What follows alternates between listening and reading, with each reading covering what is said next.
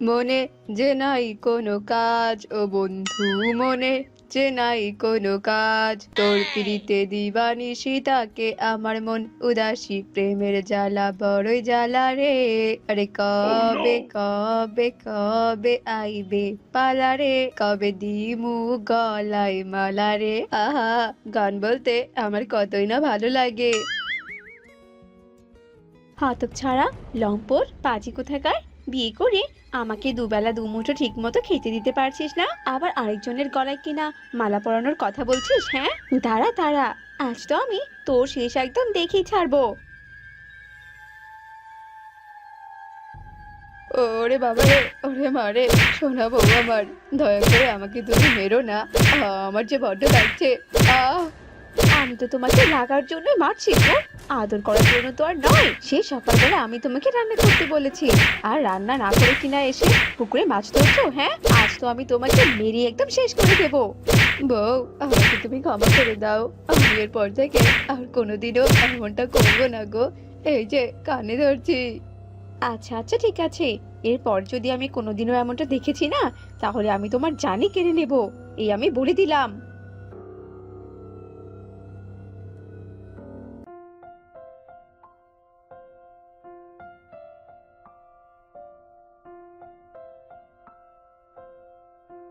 আরে আরে টোনা, অমন তাড়াহুড়ো করে তুই আবার কোথায় যাচ্ছিস বলতো?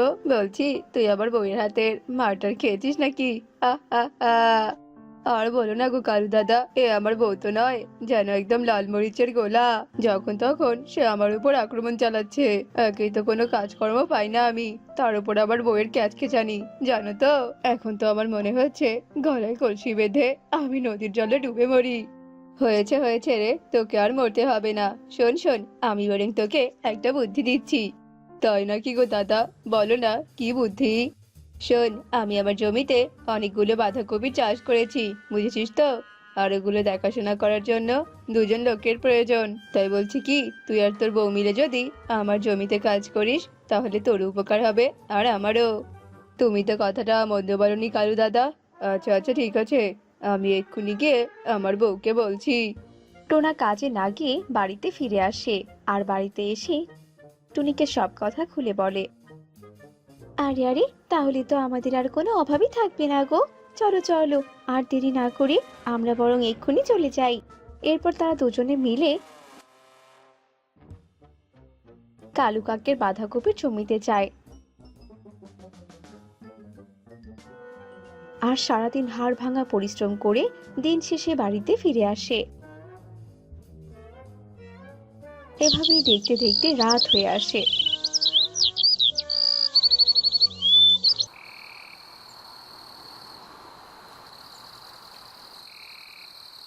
আর রাত পেরিয়ে ভোর হয়ে যায়।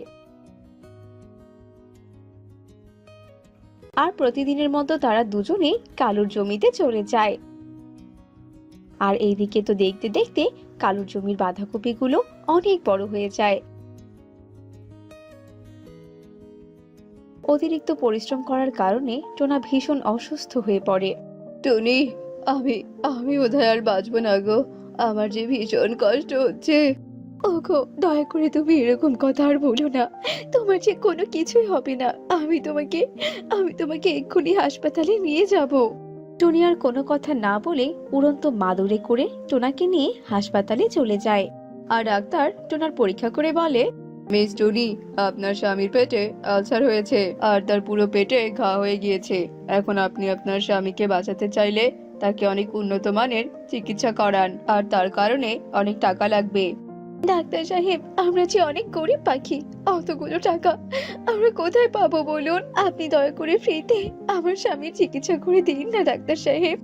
দেখুন, আমি একটা হাসপাতালের আন্ডারে থাকি, আর এখানে তো টাকা জমা দিতেই হবে। এখানে যে আমার কোনো কিছুই করার নেই, তাই আর সময় নষ্ট না করে দ্রুত টাকাগুলো জোগাড় করে নিয়ে আসুন। ডাক্তারের এসব কথা শুনে টুনি নিরুপায় হয়ে কালু কাকের কাছে যায়। এরপর সে টোনার শরীরের অবস্থার কথা সব খুলে বলে। আমি কি এখানে দান বাক্স খুলে রেখেছি নাকি বলতো, যে তুই এসে টাকা চাইলি আর আমি তোকে টাকা দিয়ে দিলাম? যা যা, দূর হ, দূর হ বলছি, এখান থেকে দূর হ। কালু দাদা, আমি তো তোমার কাছ থেকে এমনি এমনি কোনো দান চাইনি। এতদিন আমি আর আমার স্বামী তোমার জমিতে অনেক পরিশ্রম করেছি, আমি তো সেই পারিশ্রমিকে চাইতে এসেছি, বলো। কি একটু পরিশ্রম করেছে বা না করেছে তার আবার পারিশ্রমিক? এই নে 500 টাকা, আর যা, যা এখান থেকে, যা বলছি। এতদিনের হাড় ভাঙা পরিশ্রমের মূল্য কি না মাত্র 500 টাকা? দরকার নেই আমার এই 500 টাকার, সরো কালু দাদা। তোমার এই 500 টাকা দিয়ে আমার কোনো কিছুই হবে না, তাই এই 500 টাকা তুমি বরং তোমার কাছেই রেখে দাও। আর হ্যাঁ, তুমি দয়া করে নিজের মনটাকে একটু বড় করতে শেখো। নিজের পারিশ্রমিক আমি নিতে এসেছিলাম কি না। এসব কথা বলে টুনি কাঁদতে কাঁদতে রাস্তা দিয়ে হাঁটতে থাকে। এমন সময় হঠাৎই এক গর্ভবতী সাপ টুনির দিকে এগিয়ে আসে। আমাকে তুমি বাঁচাও, বাঁচাও আমাকে, আমার পেছনে যে সাপুড়ে আসছে, ও একবার আমাকে ধরতে পারলে আমার যে সর্বনাশ হয়ে যাবে, বাঁচাও আমাকে। আচ্ছা আচ্ছা, ঠিক আছে গো, চিন্তা করো না, তুমি ওই ঝোপের আড়ালে গিয়ে লুকাও, বাকিটা আমি দেখছি। টুনির কথা মতো সাপটি গিয়ে লুকিয়ে পড়ে, আর এইদিকে সাপুরিয়া এসেও হাজির হয়। এই মেয়ে, বলছি কি, এদিক দিয়ে কি কোনো গর্ভবতী নাগিনকে যেতে দেখেছিস? হ্যাঁ হ্যাঁ, আমি তো দেখেছি। জানো, নাগিনটা অনেক খারাপ, আমাকে কামড়ে দিতে চেয়েছিল। আর আপনার আসার শব্দ শুনে ওই তো ওই ওই পথ দিয়ে চলে গেল। আপনি তাড়াতাড়ি করে যান, নয়তো আবার ওই সাপটাকে আপনি হারিয়ে ফেলবেন। যান যান। বোকা সাপরিয়া টুনির সব কথা বিশ্বাস করে নেয় আর টুনির দেখানো পথে চলে যায়। এরপর সাপটিও ঝোপের আড়াল থেকে বেরিয়ে আসে। তুমি আমার বড্ড উপকার করলে গো, আর তার জন্য তোমাকে অনেক অনেক ধন্যবাদ। কিন্তু তোমার কি হয়েছে বলো তো, তুমি এমন মন খারাপ করে কেন আছো? এরপর টুনি তার সব কথা সাপটিকে খুলে বলে। ও আচ্ছা, এবারে আমি সবটা বুঝতে পেরেছি, তুমি কোনো চিন্তা করো না, চলো চলো আমার সাথে। এ কি, আমি আবার তোমার সঙ্গে কোথায় যাব বলো তো? কোথায় আবার, তুমি আমার সঙ্গে আমার নাগরাজ্যে যাবে, চলো। এরপর সাপটি টুনিকে নিয়ে তার নাগরাজ্যে চলে যায়, আর সেইখানে অনেক সোনা দানা হীরের মাঝে টুনিকে ছেড়ে দেয়। তোমার যত প্রয়োজন তুমি এখান থেকে সোনা দানা নিয়ে যাও। এভাবে যে আমার মতো গরিবের ভাগ্য বদলে যাবে, এটা আমি কোনোদিনও ভাবতে পারিনি। তোমাকে অনেক অনেক ধন্যবাদ গো নাগিন, আজ তুমি আমার বড় উপকার করলে। আমি যে তোমার এমন উপকার কোনোদিনও ভুলবো না, কোনোদিনও ভুলবো না গো, কোনোদিনও না। টুনি সাপটির ওপর অনেক কৃতজ্ঞতা প্রকাশ করে। এরপর সে ওইখান থেকে কিছু সোনা দানা ও হিরে নিয়ে বাড়িতে ফিরে আসে। সব সোনা দানা বের করে তা বাজারে নিয়ে গিয়ে বিক্রি করে যা টাকা পায় তা নিয়ে তার স্বামীর চিকিৎসা করায়। ভালো চিকিৎসা পেয়ে টোনা দ্রুত সুস্থ হয়ে ওঠে। এরপর টোনা আর টুনি আবারও আগের মতো সুখে শান্তিতে বসবাস করতে থাকে, আর তাদের কোনো অভাবও থাকে না। নিয়ে যাবে বাবা তোমার সাথে? হ্যাঁ হ্যাঁ, নিশ্চয়ই নিয়ে যাব। রাজকুমার আজ কত দিন বাদে আমার সঙ্গে ঘুরতে যেতে চাইছে, আর আমি কিনা নিয়ে যাব না, তা কি কখনো হয় নাকি বলো? চলো বাবা, চলো। ওরা বাবা ছেলে বনের দিকে রওনা দেয়। বনে এসে রাজু টোনা একটা অদ্ভুত ধরনের ফল কুড়িয়ে পায়। রাজু টোনা ফলটা হাতে নিয়ে বলতে থাকে। আরে আরে, এমন অদ্ভুত ধরনের ফল তো আমি এর আগে কখনো দেখিনি, আর আশেপাশে তো কোনো গাছও দেখতে পাচ্ছি না। তাহলে এই ফলটা কোথা থেকে এলো? ফলটা দেখতে তো ভারী সুন্দর, মনে হচ্ছে ফলটা খেতে বেশ সুস্বাদু হবে। কি বলছো বাবা, তুমি এই ফলটা খাবে? না বাবা না, তুমি এই ফলটা খেও না, এরকম অদ্ভুত ধরনের ফল সবসময় ভালো হয় না। কখনো কখনো এমন ফল পাখিদের যে ক্ষতি করে। তুই শুধু শুধু চিন্তা করছিস রে, আমার কিচ্ছুটি হবে না। তাছাড়া সামান্য একটা ফল আমার কি বা ক্ষতি করতে পারবে? এরপর রাজু ফলটা খায়, আর সাথে সাথেই আর্তনাদ করতে থাকে। ওরে বাবারে, আহ, আমার পেট যে খুব যন্ত্রণা করছে, গলাটাও যে বড্ড যন্ত্রণা করছে। আমি যে আমি যে আর সহ্য করতে পারছি না। বাবা টোনা, আমাকে তুই ধর। আমি আমি আর পারছি না সহ্য করতে, আমার শরীর যে অবশ হয়ে আসছে। বাবা, তোমার কি হলো? কতবার করে বললাম তুমি ফলটা খেও না। বাবা, বাবা তুমি তাকাও আমার দিকে, চোখ বন্ধ করো না বাবা। বাবা, আমি তোমাকে এক্ষুনি প্রাসাদে নিয়ে যাব। টোনা রাজাকে প্রাসাদে নিয়ে আসে। কি হয়েছে টোনা, কি হয়েছে তোর বাবার? তোর বাবা এভাবে আর্তনাদ কেন করছে? এই তো একটু আগেই তো ভালো ছিল। বল না বাবা, কি হয়েছে বল। এরপর টোনা তার মাকে সব কথা খুলে বলে। বাবা, তুই তাড়াতাড়ি করে রাজবৈদ্যকে ডেকে নিয়ে আয়, ওকে যে ভালো করতেই হবে। আমি যে তোর বাবাকে এই অবস্থায় আর দেখতে পাচ্ছি না। হে ঈশ্বর, তুমি এ কোন বিপদে ফেললে। মা, মা তুমি শান্ত হও, আমি যাচ্ছি তান্ত্রিক বাবাকে ডাকতে। এরপর টোনা তান্ত্রিককে ডেকে নিয়ে আসে, আর তান্ত্রিক ভালো করে রাজাকে দেখতে থাকে। তান্ত্রিক বাবা, কি হয়েছে? কি হয়েছে আমার বাবার? দয়া করে আমার বাবাকে আপনি ভালো করে দিন। আসলে রাজামশাই বিষাক্ত ফল খেয়েছে, যার কারণে তার পুরো শরীর এমন অবশ হয়ে গিয়েছে। রাজামশাইকে ভালো করার কোনো ঔষধ যে আমার কাছে নেই। তান্ত্রিক বাবা, আপনি আমাদের আশা ভরসা, দয়া করে এমন কথা বলবেন না। আমি আপনার পায়ে পড়ি, দয়া করে বাবাকে সুস্থ করার একটা উপায় বলে দিন। বাবা সুস্থ না হলে যে আমাদের পুরো পৃথিবী অন্ধকার হয়ে যাবে। একটা উপায় অবশ্য আছে, তবে সেই উপায়টা বেশ কঠিন। তোমরা সেই কঠিন কাজ কিছুতেই করতে পারবে না। যত কঠিন কাজ হোক না কেন, আমি যে বাবাকে সুস্থ করে তুলবই, সেটা আমার জীবনের বিনিময়ে হলেও। তান্ত্রিক বাবা, আপনি বলুন না উপায়টা। উপায়টা হলো গাছের ডালের ভুট্টা বাড়ির জাদুই ফুল। এই বনের উত্তরে একটা নীল নদী আছে, ওই নদীর বিপরীত তীরে একটা জাদুই বন আছে। ওই বনের গভীরে পাহাড়ের সামনে গাছের ডালে একটা ভুট্টা বাড়ি আছে, আর ওই ভুট্টা বাড়ির ভেতরেই আছে এক জাদুই ফুল। ওই জাদুই ফুল এনে যদি রস করে রাজামশাইকে খাওয়ানো যায়, তবেই যে রাজামশাই সুস্থ হয়ে উঠবেন। তবে ওই জাদুই বনে যে অনেক বিষাক্ত সাপ আছে, আর অনেক হিংস্র পশুও আছে। ওই বনের পশু আর সাপদের ক্ষতি ছাড়া যদি তুমি ওই ফুলটা আনতে পারো, তবেই তোমার বাবা সুস্থ হয়ে যাবে। তার আগে কিন্তু হবে না, কথাটা ভালোভাবে মনে রেখো। আমি জানি না ভবিষ্যতে কি হবে, তবে আমি আমার সর্বস্ব দিয়ে চেষ্টা করব। তান্ত্রিক বাবা, আপনি এখানেই থাকুন, আমি আসি। রাত তো নেমে এলো, এই নীল নদী পার হলেই আমি জাদুই বন দেখতে পারবো। আর সেই গাছের ডালে ভুট্টা বাড়ি আছে, ওই বাড়িতেই আছে জাদুই ফল। হে সৃষ্টিকর্তা, আমাকে তুমি শক্তি দিও। আমি বরং রাতটা এখানেই কাটাই, কাল সকালে না হয় বেরিয়ে পড়বো। এমন সময় টোনা কারো কান্নার আওয়াজ শুনতে পায়, তার সাথে চিৎকারও শুনতে পায়। বাঁচাও, আমাকে কেউ বাঁচাও, এই খাঁচা থেকে দয়া করে আমাকে কেউ মুক্ত করো। জাদুকর নয়তো আমাকে মেরেই ফেলবে, আমাকে কেউ বাঁচাও। টোনা চিৎকার শুনে এদিক ওদিক তাকাতেই তার সামনে খাঁচায় বন্দি একটা পরীকে দেখতে পায়। এরপর টোনা সেই পরীর কাছে যায়। এ কি, তুমি খাঁচায় বন্দি হয়ে আছো? তোমাকে এভাবে কে আটকে রেখেছে? তুমি বা কে? আমি একজন পরী, আর একটা দুষ্ট জাদুকর আমাকে এভাবে বন্দি করে রেখেছে। আর এই খাঁচার ভেতরে আমার কোনো জাদু শক্তি কাজই করছে না। তুমি দয়া করে আমাকে মুক্ত করো, জাদুকর তীর্থে গেছে। তুমি দয়া করো পাখি, দয়া করো। শান্ত হও, আমি এক্ষুনি খাঁচার তালা ভেঙে ফেলছি। এরপর টোনা একটা পাথর দিয়ে তালাটা ভেঙে ফেলে। তোমাকে অনেক ধন্যবাদ পাখি, কিন্তু তুমি এত রাতে এখানে কি করছো? আর তোমাকে এমন চিন্তিত দেখা যাচ্ছে কেন? কি হয়েছে তোমার, আমাকে বলো। আমি বুঝতে পারছি না পরি, আমি ওই ভয়ঙ্কর পশুদের সামনে থেকে কিভাবে ওই ভুট্টা বাড়িতে প্রবেশ করব। চিন্তা করো না বন্ধু, আমি আছি তো, আমি তোমাকে সাহায্য করব। যদিও আমি জাদুর বনে প্রবেশ করতে পারবো না। এই নাও জাদুর পাথর, আর এই পাথরটা তোমার কপালে স্পর্শ করলে তুমি অদৃশ্য হয়ে যাবে, আর তোমাকে তখন কোনো হিংস্র পশু দেখতে পারবে না। আর তুমি নিশ্চিন্তে জাদুর ফুল নিয়ে আসতে পারবে।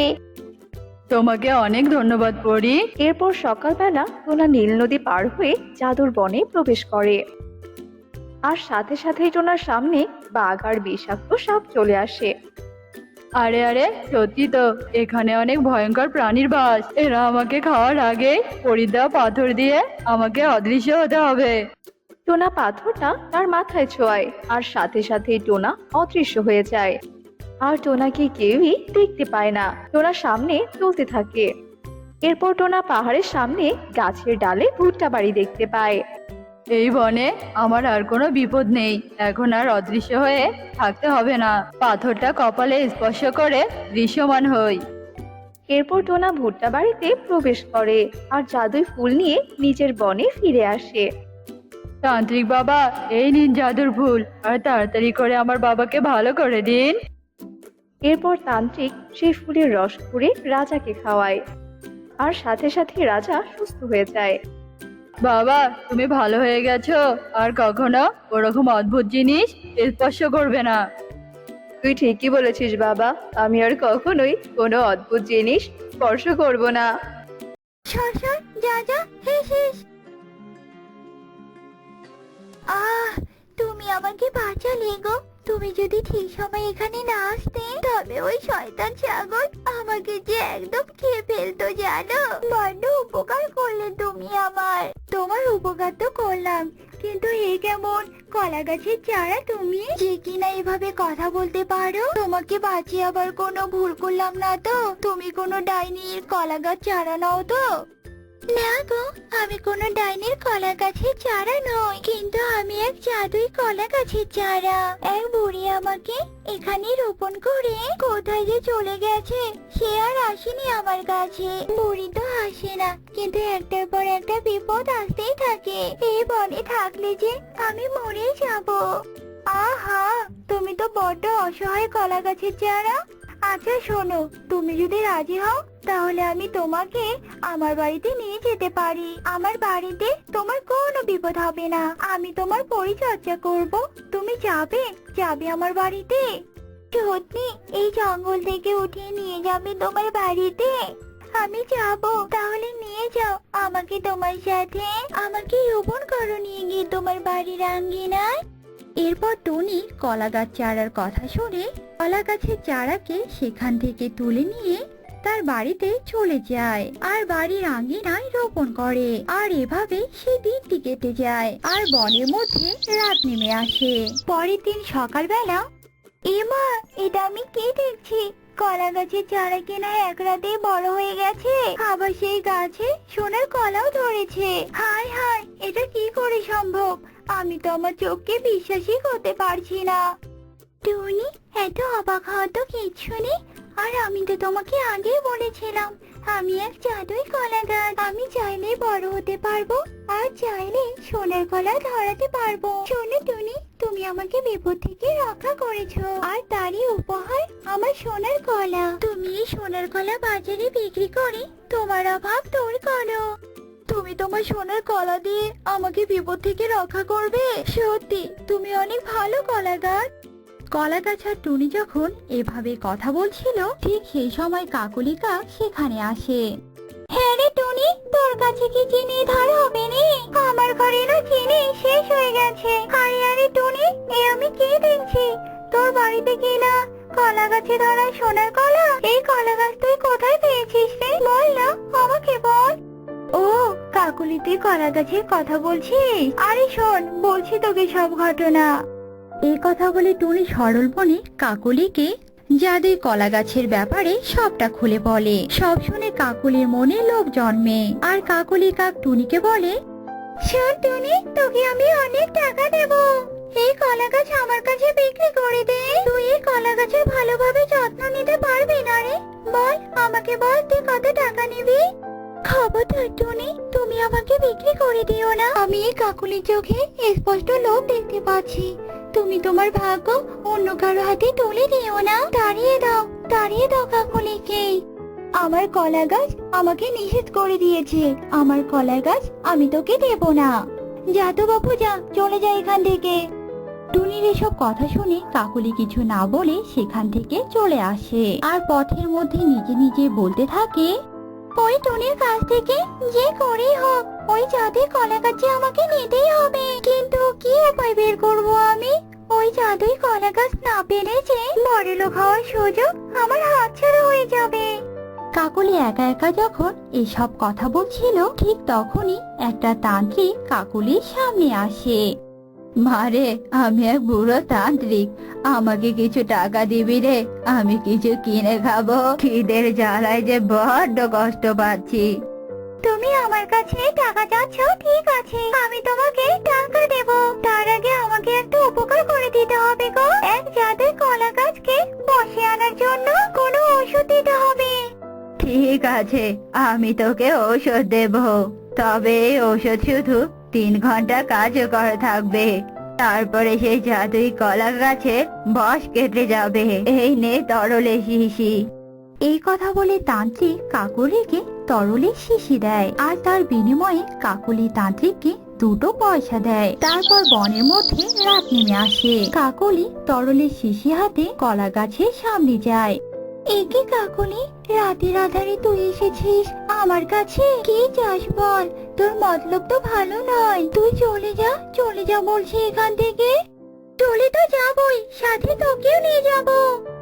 এই কথা বলে কাকলি সেই কলা গাছে তরল ছিটিয়ে দেয়, আর সাথে সাথে কলা গাছটি নেতিয়ে পড়ে। সেই সুযোগে কাকলি কলা গাছটিকে তুলে নিয়ে কাকলির বাড়িতে নিয়ে যায়। এই কলা গাছ এখন কোথায় রোপণ করি? বাড়ির আঙ্গিনায় রোপণ করলে তো টুনি দেখে ফেলবে। পেয়েছি বুদ্ধি। এই কলা গাছ আমি আমার ঘরের মধ্যে রোপণ করব। তারপর এই কলা গাছের বশ কেটে গেলেও আমার আর কোনো ভয় নেই। এই কথা বলে কাকলি কলা গাছটি ঘরের মধ্যে রোপণ করে। পরের দিন সকালবেলা, হে কি, আমার কলা গাছ কোথায়? আর কে দিয়ে গেল আমার কলা গাছ? কাল কাকলি আমার কলা গাছের ওপর লোভ দিয়েছিল, নিশ্চয় ওই কাকলি আমার কলা গাছটা নিয়ে গেছে। যাই তো, কাকলি দিদির বাড়িতে যাই আর আমার কলা গাছের ব্যাপারে জেনে আসি। কাকলি দিদি, তুমি কি আমার কলা গাছটা নিয়ে এসেছো গো? আসলে আমার আঙিনায় কলা গাছটা নেই গো। কাল তো আমাকে তুই কলা গাছ দিসনি, তাহলে এখন আমি তোর কলা গাছ কোথায় পাবো বল?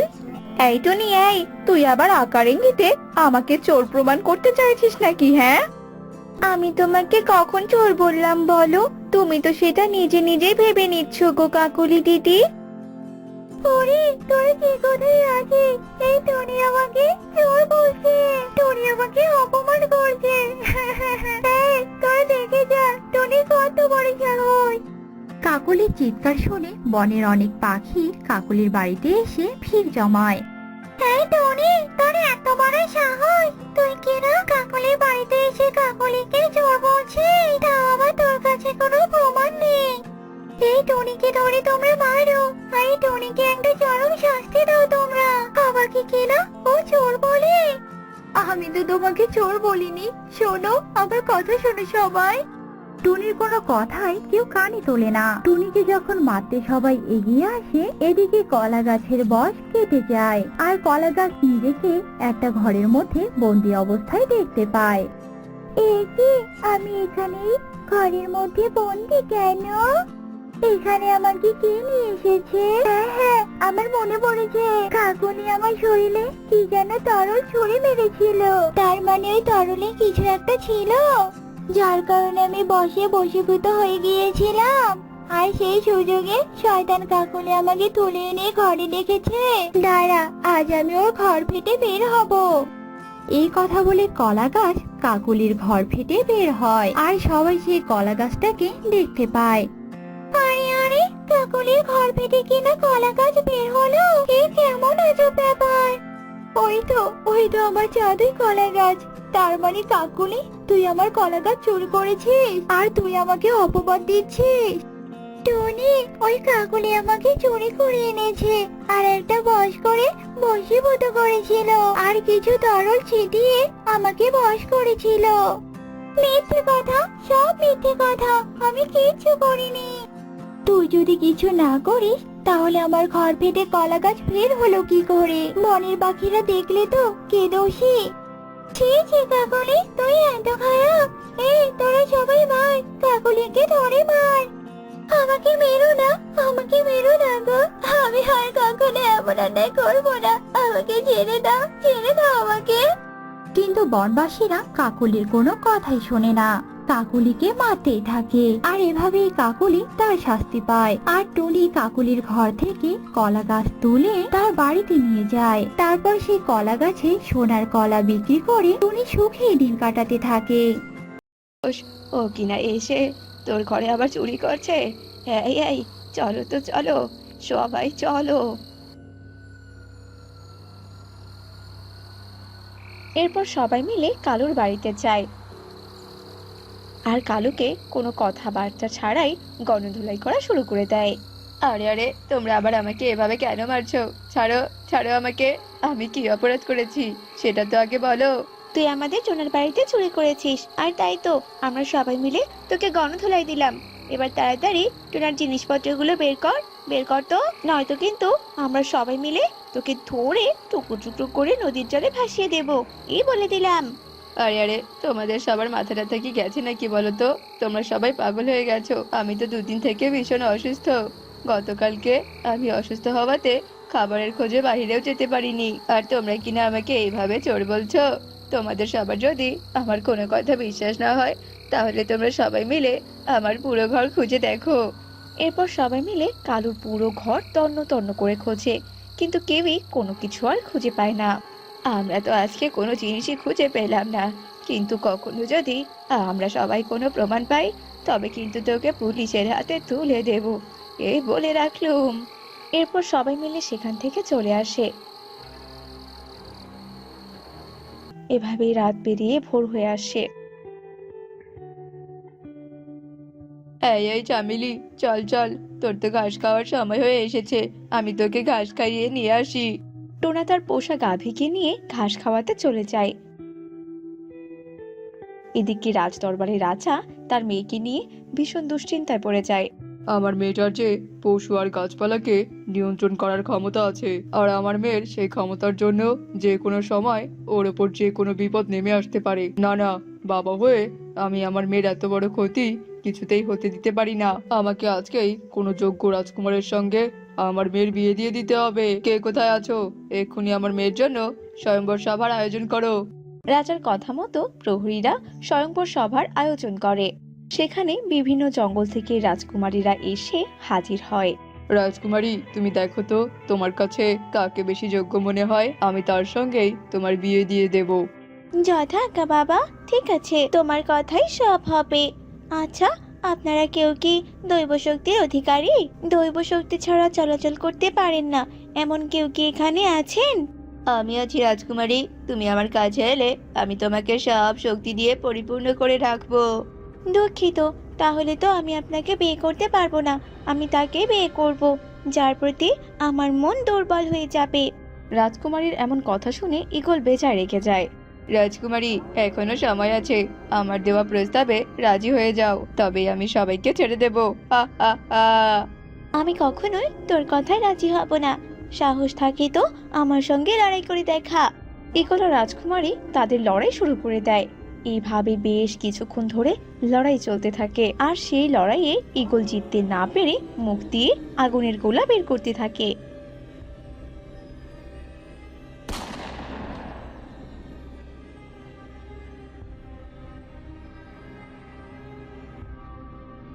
রাজকুমারীর প্রিয় গাছটাকে তো আমি নিতেই পারলাম না, তবে তাতে কি হয়েছে? রাজকুমারীর প্রিয় গাছটাকে তো আমি তার থেকে দূরে সরিয়ে দিতে পেরেছি। হা হা হা। এসব কথা বলে ঈগল অনেক দূরে চলে যায়, আর এইদিকে সব রাজকুমারীরা মূর্তির মতো দাঁড়িয়ে থাকে। বাবা, ও বাবা, এবার আমাদের কি হবে বাবা? আমরা এদেরকে কি করে প্রাণবন্তর করব সেটা তো বলো। আমি তো এর কোনো কিছুই বুঝতে পারছি না রে মা, তবে আত্মীবুড়ি হয়তো এর একটা সমাধান দিতে পারবে। চল, আমরা বরং তার কাছেই যাই। এরপর রাজা আর রাজকুমারী মিলে আত্মীবুড়ির কাছে যেতে থাকে। আর এইদিকে তো টোনা সেই গাছটা পেয়ে ভীষণ খুশি হয়। আমার উঠোনে তো কোনো গাছই নেই, চল চল চামেলি, আমরা দুজন মিলে এই গাছটাকে আমাদের উঠোনে রোপণ করব, তাহলে যে আমার উঠানে লেবু চাষ হয়ে যাবে। এরপর টোনা তার গাভীটাকে নিয়ে বাড়িতে আসে, আর উঠানে সেই লেবুর গাছটা রোপণ করে দেয়। রোপণ করার সাথে সাথে টোনা তো ভীষণ অবাক হয়ে যায়, কারণ গাছটা যে হঠাৎ করে অনেক বড় হয়ে যায়, আর তাতে অনেক লেবু ধরে। চামেলি রে, এ আবার আমি কি দেখছি রে? টোনা অবাক হয়ে গাছটার দিকে তাকিয়ে থাকে। এদিকে রাজা রাজকুমারী আত্মীবুড়িকে সব ঘটনা খুলে বলে। মহারাজ, এই বিপদ থেকে বাঁচতে হলে রাজকুমারীকে একটা ত্যাগ স্বীকার করতে হবে। আমি যে সব ত্যাগ স্বীকার করতে রাজি আছি, আপনি শুধু আমাকে বলুন আমাকে কি ত্যাগ স্বীকার করতে হবে। জঙ্গলের ভেতরে একটা অতি সাধারণ পাখি আছে, যার নাম টোনা। ওই টোনার ভেতরে এক অদ্ভুত শক্তি আছে, আর আপনাদের অন্যতম অস্ত্র সেই লেবু গাছ, সেটাও আছে ওই টোনার কাছে। তার কারণেই যে ওই টোনাকে আপনার বিয়ে করতে হবে রাজকুমারী। তাছাড়া আপনাদের বিয়ের পর আপনাদের দুজনের মধ্যকার শক্তি এক হয়ে মহাশক্তিতে পরিণত হবে, আর সেই মহাশক্তি দিয়ে আপনারা ওই রাক্ষসকে দমন করতে পারবেন। আচ্ছা আচ্ছা, ঠিক আছে বুড়িমা, আমি বরং তাই করব। এরপর রাজা আর রাজকুমারী মিলে টোনার কাছে যায়। তারপর তারা টোনাকে সব ঘটনা খুলে বলে, আর রাজকুমারী টোনাকে বিয়ের প্রস্তাব দেয়। সব কথা শুনে টোনাও বিয়ের জন্য রাজি হয়ে যায়, আর তাদের বিয়েও হয়ে যায়।